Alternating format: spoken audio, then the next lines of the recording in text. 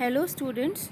So we were discussing about genomatic mutations which are change in chromosome number of a cell. It is of two types. We have already discussed about polyploidy. In this lecture we will be discussing about aneuploidy, and to understand and compare both of these you must understand the meaning of the term karyotype or ideogram. Karyotype is actually the pictorial representation of all the chromosomes present in an organism's cell. किसी एक organism के cell में जितने chromosome हैं अगर उनको size wise picture के form में रिप्रेजेंट किया जाए तो उसे कैरियोटाइप कहा जाता है. मतलब क्रोमोसोम नंबर 1 यहाँ शो करी गई है लार्जेस्ट, और क्रोमोसोम वाई स्मॉलेस्ट जो है ये पूरी डिसेंडिंग ऑर्डर में ये शो किया गया है. This is karyotype. And last pair से आपको पता चल रहा है this is the karyotype of a human male. तो यहाँ क्रोमोसोम नंबर 1 के दो member, one from the male parent and one from the female parent. ऐसे ही सेकेंड, थर्ड, फोर्थ, फिफ्थ सभी में दो दो मेंबर्स हैं. एक डिप्लॉइड सेल की ये कैरियोटाइप दिखाई है. Now look at this situation. This is not an actual karyotype, बस एक एनिमेटेड वर्जन है उसका. From this diagram you will understand the meaning of polyploidy and aneuploidy more clearly. Now suppose this is a cell. It has 4 set of chromosome 1, 2, 3, 4, and in every set there are 2 members, one from the male parent and one from the female parent. Such a cell is known as diploid. ठीक है, ये diploid है क्योंकि हर set में दो दो member हैं. Now if this cell changes into a cell like this, what will happen? This cell also has 4 set of chromosomes 1, 2, 3, 4, but in each set instead of 2 member there are 3 members. सभी set में increase हुआ है, एक एक का increase सभी set में हुआ है. How is it possible? Suppose किसी ऑर्गेनिज्म ने डिप्लॉइड गैमेट बना लिया. डिप्लॉइड गैमेट, वैसे गैमेट हैप्लॉइड होना चाहिए. डिप्लॉइड गैमेट मतलब हर एक क्रोमोसोम डबल में है, गैमेट ही डिप्लॉइड बन गया. और वो किसी एक नॉर्मल हैप्लॉइड गैमेट से जुड़ गया जिसमें हर एक क्रोमोसोम एक एक थी. तो उसके कारण क्या हुआ? एक ऐसा सेल बन गया जिसमें अब हर क्रोमोसोम के 3-3 मेंबर्स हैं. This is polyploidy. Okay, and that too triploidy because 3-3 members हैं हर एक सेट में. और अगर 2 डिप्लॉइड गैमेट जुड़ गए तो हर सेट में 4-4 मेंबर्स होंगे, सभी सेट में इंक्रीज हो रहा है. This is polyploidy and that to tetraploidy. Now look at the situation on the other side. If we compare this cell to the original cell, this cell also has 4 set of chromosomes 1, 2 and 3 and 4. 1, 2 and 4 are normal diploid, but chromosome number 2 has 3 members. तो यहाँ भी increase हुआ है but सभी में नहीं है, सिर्फ एक सेट में इंक्रीज है, वो भी एक क्रोमोसोम इंक्रीज हुई है. तो अब ये सेल क्या हो गया? 2n तो था +1, पूरे सेल में एक क्रोमोसोम इंक्रीज हुआ है. ठीक है, सभी सेट में इंक्रीज हैं, सिर्फ एक सेट में एक मेंबर इंक्रीज हुआ है या एक मेंबर डिक्रीज हुआ है. जैसे यहाँ पर ये सेकंड, थर्ड और फोर्थ तो डिप्लॉइड है, क्रोमोसोम नंबर 1 अकेला है, तो ये 2n-1 हो गया. This is aneuploidy. That means aneuploidy is not a increase in all the set. सभी सेट में इंक्रीज नहीं है, किसी एक सेट में एक मेंबर या 2 मेंबर का इंक्रीज या डिक्रीज हो तो उसे एन्यूप्लॉइडी कहा जाता है. So why is it happening? The reason is non disjunction of chromosomes. Non disjunction, to understand the meaning of non disjunction, let us have a look at a cell which is undergoing meiosis to make gametes. Okay, so this is metaphase of meiosis 2. ये meiosis 2 का metaphase है. यहाँ पे कितनी chromosomes हैं? 1, 2, 3 chromosomes हैं, सभी अपनी अपनी कॉपी के साथ जुड़ी हुई हैं. और जब मेटाफेज से एनाफेज में पहुंचेंगे तब क्या होगा, ये हर क्रोमोसोम अपनी कॉपी से अलग होगी, मतलब ये दोनों सिस्टर क्रोमेटिड्स अलग होंगी और ऑपोजिट पोल में जाएंगी। ठीक है, ऐसा होना चाहिए। और इनका अलग होकर ऑपोजिट पोल में जाना is known as disjunction. So disjunction is separation of chromosomes. अगर मियोसिस 1 में हो रही है तो मतलब होमोलोगस क्रोमोसोम्स एक दूसरे से अलग होके पोल्स पे जा रही हैं, और मियोसिस 2 में हो रही है मतलब सिस्टर क्रोमैटिड्स एक दूसरे से अलग हो रही हैं। ठीक है, तो देखें क्या एनाफेज में ऐसा हो रहा है। तो अगर आप क्रोमोसोम नंबर 1 में देखोगे, हाँ हो रहा है, दोनों सिस्टर क्रोमैटिड्स अलग अलग पोल में खींच ली गई। क्रोमोसोम नंबर 2 में भी दोनों अलग अलग पोल में खींच ली गई। बट क्रोमोसोम नंबर 3 में क्या हुआ, दोनों सिस्टर क्रोमैटिड एक दूसरे से अलग नहीं हो पाई और खींचने पर एक ही पोल में चली गई। अब इसका रिजल्ट क्या होगा, when this cell will undergo cytokinesis और 2 गैमेट बनेंगे। तो हम इस गैमेट को देखें पहले। इस गैमेट के पास क्रोमोसोम नंबर 1 का एक मेंबर है, ठीक है, हैप्लॉइड कंडीशन में। क्रोमोसोम नंबर 2 का भी एक मेंबर है, क्रोमोसोम नंबर 3 आया ही नहीं। तो ये हो गया 2, जो n-1 एक्चुअली हो गया, 2n नहीं, हैप्लॉइड है तो जितने भी आने थे उससे एक कम आया यहाँ पर। ठीक है, क्रोमोसोम नंबर 3 आया ही नहीं। और इस वाले गैमेट में क्रोमोसोम नंबर 1 एक आया, 2 एक आया और 3 एक की बजाय 2 आ गए। तो ये n+1 हो गया, जितने भी आने थे उससे एक ज़्यादा आ गया। तो इस दोनों तरह के गैमेट जो हैं they are abnormal gametes and they are formed due to non-disjunction or non-separation of chromosomes during meiosis 1 or meiosis 2, and this leads to aneuploidy. To understand it more clearly, let us take another example. I am making a human cell, एक proper diploid cell बना रही हूँ। 23 chromosomes है, मैं 23 तो बना नहीं सकती, तो पहले मैं पहला क्रोमोसोम बना लेती हूँ। क्रोमोसोम नंबर 1 कितने मेंबर बनाऊंगी, 2, क्योंकि ये एक डिप्लॉइड सेल है, तो हर एक क्रोमोसोम के 2 मेंबर होंगे। सो this is 1 from the male parent and this is 1 from the female parent. This is chromosome number 1। ऐसे 2, 3, 4, 5, 6, 7 सभी होंगे, मैं सब नहीं बना रही। I am making chromosome number 21। 21 के भी 2 मेंबर्स हैं, 1 from the male parent and 1 from the female parent. ऐसे 22 और 23 भी है, विच आई एम नॉट मेकिंग। ठीक है, तो मैंने 1 और 21 ये 2 क्रोमोसोम्स बनाए हैं डिप्लॉइड कंडीशन में। Suppose now this cell has to undergo meiosis, germ cell है, मियोसिस करेगा। तो मियोसिस करते वक्त ये सेल क्या करेगा, it will make the copies of all the chromosomes. अब मैंने सभी तो बनाई नहीं, मैंने जो बनाई है मैं उनकी कॉपी बना रही हूँ। क्रोमोसोम नंबर 1 में वायलेट वाले ने अपनी कॉपी बनाई, उससे जुड़ गया, तो ये दोनों सिस्टर क्रोमैटिड्स हैं, जुड़ गई। और ब्लू वाला जो कि मैं कह रही हूँ मदर से मिला था क्रोमोसोम नंबर 1, उसने भी कॉपी बनाई। ये हमारा क्रोमोसोम नंबर 1 में अब 4 मेंबर्स हो गए। ठीक है, ऐसे ही chromosome number 21, 1 from the father, उसने अपनी कॉपी बनाई, सिस्टर क्रोमैटिड, उससे जुड़ गया।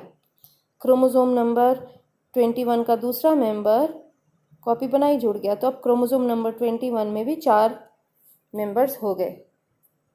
Now this cell will undergo meiosis 1। Meiosis 1 में क्या होता है, ये जो होमोलोगस क्रोमोसोम्स हैं ये दोनों एक दूसरे से अलग होंगी और ये दोनों सेल नंबर 1 और सेल नंबर 2 में जाएंगी। ठीक है, मतलब वो पर्पल और ब्लू में से एक सेल नंबर 1 में जाएगा अपनी कॉपी के साथ और एक सेल नंबर 2 में जाएगा। मान लीजिए ये पर्पल वाला सेल नंबर 2 में चला गया, सो क्रोमोसोम नंबर 1 में से पर्पल वाला इधर आया और ब्लू वाला फिर सेल नंबर 1 में जाएगा। ये दोनों एक दूसरे से अलग हो गए, इनकी डिसजंक्शन हो गई properly. Now the second one, उनकी भी डिसजंक्शन कर लेते हैं।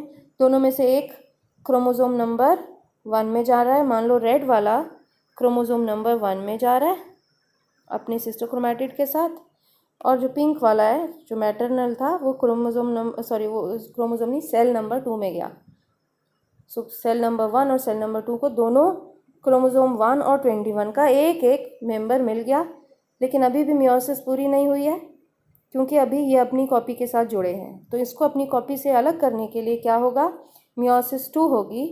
And in meiosis 2 how many cells will be formed, 4 cells. ये दोनों सेल आगे दो दो सेल्स में डिवाइड होंगे। तो ये सेल 2 सेल में डिवाइड होगा, 1 2, और ये भी 2 में 3 4, 4 गैमेट्स बनेंगे। तो ये 2 इससे और ये 2 सेकेंड वाले, so this will be 4 gametes, 1 2 3 4। तो अब आपको पता है क्या होना है, अब वो सब मेंबर्स अपनी अपनी कॉपी से अलग होंगे। तो ब्लू वाला, ये दोनों ब्लू, एक यहाँ गया और एक यहाँ गया। ऐसे वायलेट वाला एक थर्ड में गया और एक फोर्थ। मतलब अब चारों गैमेट्स को क्रोमोसोम नंबर 1 की एक एक कॉपी मिल गई। ये हैप्लॉइड कंडीशन है। ऐसी क्रोमोसोम नंबर 2 3 4 5 सब की एक एक कॉपी मिलेगी, ठीक है। तो वो हैप्लॉइड कंडीशन होगी। अब जब क्रोमोसोम नंबर 21 की बारी आई तो क्या हुआ, तो कुछ गड़बड़ हो गई। होना क्या चाहिए था, ये दोनों रेड मेंबर में से एक गैमेट में जाना था, एक दूसरे गैमेट में जाना था। मैं यहाँ क्रॉसिंग ओवर मैंने शो नहीं करी है। पिंक वाले में से एक थर्ड में और एक फोर्थ में जाना था, ठीक है। अब यहाँ ये गड़बड़ हुई कि ये जो रेड वाले दोनों मेंबर्स एक दूसरे से अलग नहीं हो पाए और दोनों एक ही में चले गए। दोनों के दोनों मान लो गैमेट नंबर 1 में चले गए। इसीलिए गैमेट नंबर 2 को क्रोमोसोम नंबर 21 मिला ही नहीं। मैं यहाँ पे डैश लगा देती हूँ, खाली जगह 21 वाली जगह खाली रहेगी। और यहाँ गैमेट नंबर 3 और 4 में नॉर्मली जैसे ये दोनों ये अलग हो गई, एक इधर एक इधर, इनको क्रोमोसोम नंबर 21 मिला। तो यहाँ पे थर्ड और फोर्थ नॉर्मल गैमेट्स हैं, फर्स्ट और सेकंड एबनॉर्मल गैमेट्स हैं। एक के पास क्रोमोसोम नंबर 21 दो आ गई हैं और एक के पास क्रोमोसोम नंबर 21 आई ही नहीं, क्योंकि वो दोनों गैमेट नंबर 1 में चली गई। इन दोनों गैमेट्स को आपने याद रखना है। और इनका रीज़न क्या है, इनका रीज़न है non disjunction of chromosomes during meiosis. अगर मियोसिस 1 में ही हो गया होता तो भी प्रॉब्लम आती। मियोसिस 1 में हुआ होता तो हो सकता है ये दोनों के दोनों जो हैं ये एक ही में चले गए, तो इस वाले को पिंक मिला ही ना होता, यहाँ पे ये पिंक होता ही ना, पिंक भी यहाँ चला गया होता, ऐसा भी हो सकता है, ठीक है। बट वो कंडीशन मैंने यहाँ पे एक्सप्लेन नहीं करी है।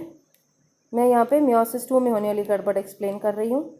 तो उसके कारण क्या हुआ, कुछ ऐसे गैमेट बन जाते हैं जिनके पास कोई एक पर्टिकुलर, बाकी सारी क्रोमोसोम्स एक एक ही हैं, 1 2 3, जितने मैं बना सकती हूँ एक बार बना रही हूँ, 4, बाकी सब एक एक ही हैं। कोई एक क्रोमोसोम डबल आ गई,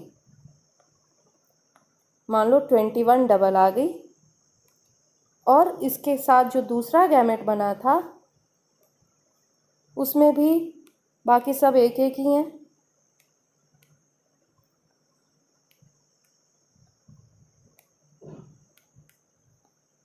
बट क्रोमोसोम नंबर ये जो मैंने 21 मानी थी वो आई ही नहीं, जगह खाली रहेगी। ये दो गैमेट आपको याद रखने हैं। किसी में एक क्रोमोसोम डबल है और उसके कॉरस्पॉन्डिंग गैमेट में वो क्रोमोसोम है ही नहीं। These two are abnormal gametes form due to non disjunction of chromosomes, ठीक है। ये ज़रूरी नहीं कि 21 में हो, किसी में भी हो सकता है, 23rd पेयर में भी हो सकता है। 23rd पेयर कौन सा है, 23rd pair is, if it is a female then the 23rd pair is XX, ठीक है। बाकी सब मैं नहीं बना रही। मियोसिस करते वक्त ये अपनी कॉपी बनाएंगे, 4X हो जाएंगे। पहले ये 2 में और मियोसिस 2 के बाद चारों गैमेट को एक एक X मिलना चाहिए। मान लो गड़बड़ हो जाए, चाहे मियोसिस 1 में हो मियोसिस 2 में हो, ये दोनों अगर एक ही में चले जाएं तो यहाँ पे 2 X आ जाएंगी और इसके कॉरस्पॉन्डिंग को X मिलेगा ही नहीं। या फिर अगर ये एक्स ना हो और एक्स वाई हो तो भी हो सकता है। एक्स वाई को मैं ऐसे बना लेती हूँ। तो क्या होगा, एक को एक्स वाई दोनों मिल जाएंगे और एक को कुछ भी नहीं मिलेगा, खाली ना एक्स ना वाई। इस तरह के गैमेट्स भी बन सकते हैं due to non disjunction during meiosis 1 और meiosis 2. The chromosomes fail to separate and fail to enter into different gametes. They enter into the same gamete, and that gametes then get one chromosome extra and the other gametes has one chromosome less. अब ये जो abnormal gametes हैं, जब किसी normal gamete से जुड़ेंगे तो हमारा abnormal gamete याद कीजिए, पहला ऐसे था जिसमें मैंने क्रोमोसोम नंबर 21 दो बना दी थी, बाकी सारी भी हैं, मैं बाकी सभी क्रोमोसोम्स के लिए डॉट बना रही हूँ। एक नॉर्मल गैमेट जहाँ पे सभी क्रोमोसोम्स नॉर्मल हैं, 21 भी नॉर्मल है, this is a normal gamete. दोनों गैमेट्स फ्यूज़ हो गए, तो now what will zygote get? Zygote जो बनेगा उसमें बाकी सब नॉर्मल डिप्लॉयड कंडीशन में होंगे, दो दो दो दो, लेकिन क्रोमोसोम नंबर 21 में 3 मेंबर आ जाएंगे, ये 2n+1 हो जाएगा